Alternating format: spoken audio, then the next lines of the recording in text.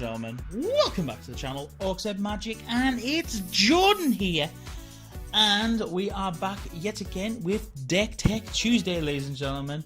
It is good to be back in the driver's seat, and I cannot wait to show you the new deck that I have constructed for Standard. Yes, I am back on Standard, obviously with the release of Rivals of Ixalan. We've now got a whole host of new cards, and therefore the brewing is now alive. So basically this deck that I have done is a bit of a going back to before rotation, when I was running my red white human token deck. This is along token synergy as well. Basically, when I was watching the spoilers while I was abroad, we saw the Rekindling Phoenix. Oh my god, what a beautiful card.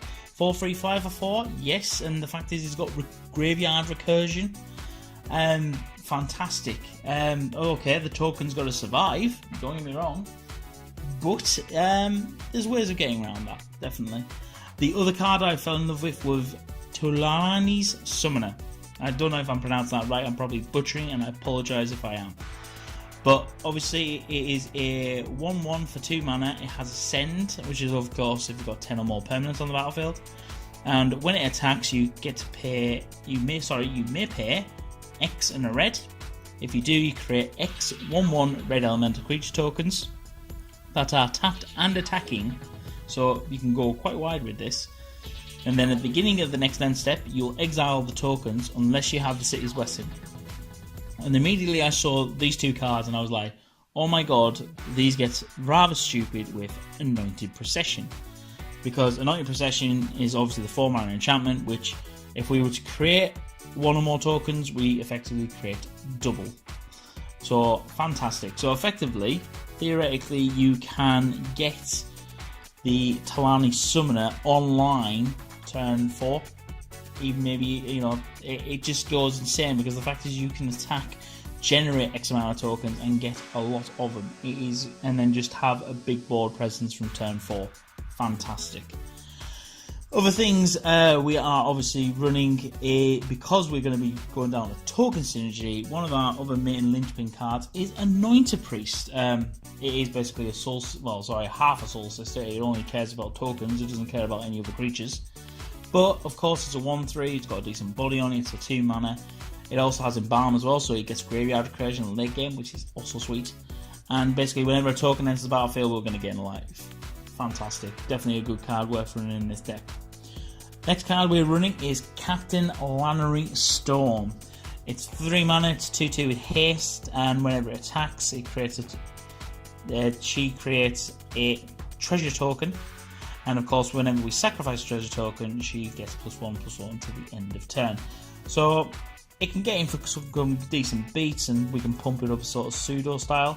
But one thing I like to do with this is obviously just generating more treasure tokens that we can sack to ramp into things or play multiple things per turn, which is also sweet. Obviously, going along with some of the rest of the creatures we have in the deck, we are running Angel of Invention, because of course why wouldn't you? It's an anthem effect across a normal body, and plus it's got flying, vigilance, lifelink as well. Bam, lovely. The Fabricate obviously is useful. We can either go wide with servos, or we can just make a bigger body in the air to deal with. We then have Crested Summoner, which is just amazing in this deck. Because we are gaining life, we're going to create horses. This can be played after Anointed Procession, which in turn obviously will give us twice as many horses, and of course it gives horses indestructible. If you manage to get both of these on the board at the same time, effectively they cannot be removed unless they settle the wreckage on you or something like that. We then have our final creature, which is Raptor Hatchling. Now, I know, hear me out. I know you all think I've gone mad, because this card does not see play anywhere outside of Limited, but trust me, just hang back. So basically, my little tiny sub-theme along with tokens in this deck is Boggles. So the fact is, we've got a full complement of Raptor Hatchlings, so we want to get one on the board. And then what we want to use in conjunction is, of course, getting a Cartouche of Solidarity or Squire's Devotion. Now, the fact is, of course, these will pump up the Raptor Hatchling makes it harder to kill, but if we ever do get damage, we get double the dinosaurs. But also we've got the cartouches, which is going to give us a 1/1 white warrior creature token. And the other Squire's Devotion is also going to give us a 1/1 vampire with lifelink. Again, very useful, especially in times with the Crested Sunmare. Obviously, the other enchantment we are going to be running is Legion's Landing, because why wouldn't you? It's a token deck, for God's sake. We want to be attacking and causing lots of problems and generally going wide as possible. We then have a Renegade map in the deck. These are just to help filter, get ourselves set up. Of course, we've got a lot of double red and double white, so we need to make sure we got the right colour when we need it. We then have, to finish out the deck, we have 2 cast outs. Obviously, this is to remove problems on the board and various things like that, and if not, we can cycle early game to get card draw and try and find fixing whatever we need. We then have 1 copy of Ixalan's Binding, and this is obviously just to stop pesky decks that are going to have a constant recursion with certain items, obviously. Moving on into the land base of the deck, we have 4 Inspiring Advantage is our duel. Of course, it's fast land, enters untapped if we have 3 or less lands. We then have a couple of Evolving Wilds, which I did originally have a full complement, and I thought, well, no, a Renegade map is just as good.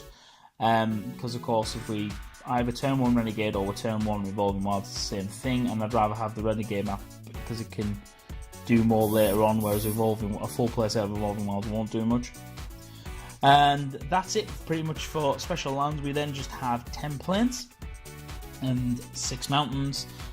We are very white heavy in this deck, but of course we do need the presence of red that is there. So basically that in a nutshell. So basically it is mainly tokens, go wide strategy, follow with a little bit of a Boggle sub theme if you can get it online, which is going to be rather funny and hilarious if you're generating X amount of dinosaurs. Then moving on into the sideboard of things, ladies and gentlemen. For pesky graveyard recursion decks, we are using Sentinel Totem. Obviously, this can affect our Rekindling Phoenix, so I would probably be taking the Phoenixes out and putting these in, more likely. It just obviously, because we don't want to try and affect our Phoenix more than anything, but that's by the by. We then, moving on in, we have a couple of breads. Benefit with this is, of course, we can either deal damage to a creature, or we can get rid of an artifact, so such as Pharaoh's Gift, Get to the Afterlife, things of that nature, and the refurbished deck is still flying around. We then have 2 cast outs. This is obviously to bring us up to the full complement, which is also useful, and we also have 2 more Ixalan's Bindings for pesky decks that we are dealing with. We then have 3 Lightning Strikes, because why not have the chance to have some burn in there? You want to obviously try and remove things as much as possible. There was an argument for Magma Spray in here, and I kind of debated, and I was like, no, I want to be able to push damage to the dome if possible, because it just works out better in the long run. And our final card is Settle the Wreckage. Reason why I've got this in here, of course, is that it's amazing. It can blow out massively. Some decks obviously are being very heavy on the dual lands and not as heavy on basics, so it will punish those decks, but it also punishes the aggressive starts. I was thinking more along the lines of Authority of the Consuls at first, and then I kept thinking about how many times the aggro strategies will triumph even through Authority of the Consuls, so it's definitely worth. I thought Settle the Wreckage, good ball wipe, it will do the job quite nicely. And that is it, ladies and gentlemen, for my deck I have named Tokens Assemble, which is a Boros colours, and I'm looking forward to actually trying this one out. So let me know what you think of the decks in the comments section down below. If you have any ideas on ways to improve it, please let me know. I am not a standard guru. I've been out of standard for quite some time now. I've been focusing on modern and pauper and various other formats at the moment. Plus, I'm still quite jet lagged while I'm recording this, so I'm probably missing quite a glaring card that I'm not thinking of. But I'm sure that you lovely people will tell me what I'm missing. So, that's pretty much it from me here, Jordan at Orcshead Magic, signing off.